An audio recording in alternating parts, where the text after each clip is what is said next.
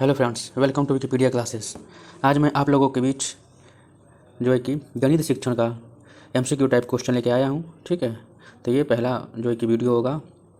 चलिए तो स्टार्ट करते हैं। इसमें पहला क्वेश्चन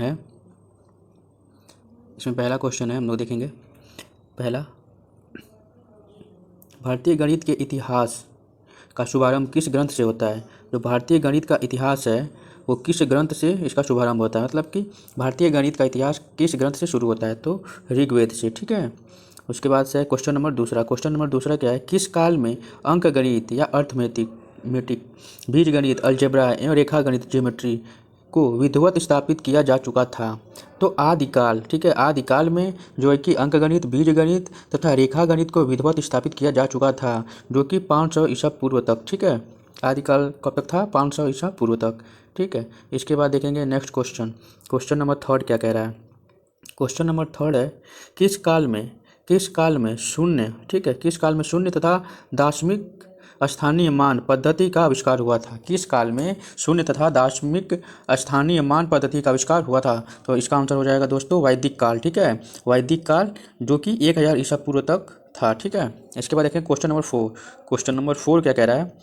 योग, गुणा एवं भाग, भिन्न, वर्ग, वर्गमूल, धन, दार्शनिक स्थान पद्धति भारत से अरब होती हुई पश्चिम देशों में पहुंची, जहां इसे कहा जाता था। ठीक है, वहां इसे क्या कहा जाता था? तो इसे बोला जाता था हिंदू अरबिक न्यूमेरिकल्स। ठीक है, न्यूमरल्स। ठीक है, हिंदू अरबिक न्यूमरल्स। ठीक, इसको जो है कि इंग्लिश में बोलते थे हिंदू अरबिक न्यूमरल सिस्टम।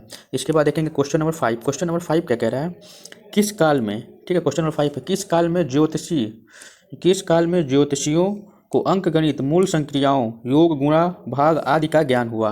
किस काल में ज्योतिषियों को अंकगणित, मूल संक्रियाओं, योग, गुणा, भाग आदि का ज्ञान हुआ था? तो उत्तर वैदिक काल में। ठीक है, उत्तर वैदिक काल में इसका ज्ञान हुआ था, जो 1000 ईसा पूर्व से लेकर 500 ईस्वी पूर्व तक था। ठीक, इसके बाद देखें क्वेश्चन नंबर 6, किस काल की विशेषता ज्यामिति ज्ञान है? ठीक है, जो ज्यामिति ज्ञान है किस काल की विशेषता है? तो ये उत्तर वैदिक काल की ही विशेषता है, जो 1000 ईस्वी पूर्व से 500 ईस्वी पूर्व तक था। ठीक है, इसके बाद देखेंगे क्वेश्चन नंबर सेवन क्या कह रहा है?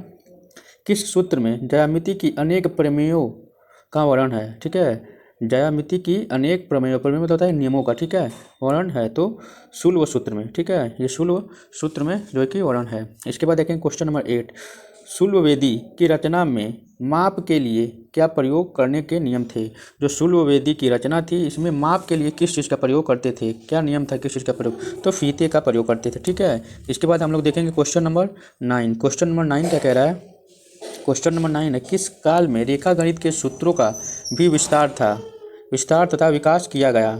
तो किस काल में रेखा गणित के सूत्रों का भी विस्तार तथा विकास किया गया? तो उत्तर वैदिक काल में 1000 ईस्वी से 500 ईस्वी पूर्व तक।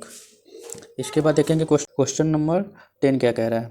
तो क्वेश्चन नंबर 10 है, बौधायन, अगस्त्यम्ब और कात्यायन तीनों सूत्रकारों के नाम उल्लेखनीय हैं। तो ये जो तीनों सूत्रकार थे, सूत्रकारों के नाम जो है कि किस काल में उल्लेखनीय है? तो उत्तर वैदिक काल में। ठीक है, फिर देखेंगे क्वेश्चन नंबर 11, जैन साहित्यों की प्रमुख कृतियाँ सूर्य प्रज्ञप्ति तथा चंद्र प्रज्ञप्ति में गणित संबंधित ज्ञान किस काल में मिलती है? ठीक है, तो इसका आंसर हो जाएगा पूर्व मध्यकाल 500 ईस्वी से 400 ईसा पूर्व तक। ठीक है, पूर्व मध्यकाल 500 ईसा पूर्व से 400 ईसा पूर्व तक।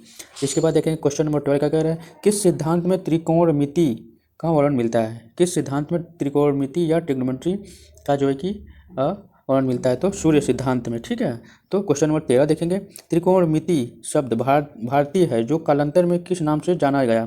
त्रिकोणमिति जो है कि क्या है? भारतीय शब्द है, जो कालांतर में किस नाम से जाना गया? तो कालांतर में ट्रिग्नोमेट्री के नाम से जाना गया। ठीक, इसके बाद देखेंगे क्वेश्चन नंबर 14 क्या कह रहा है?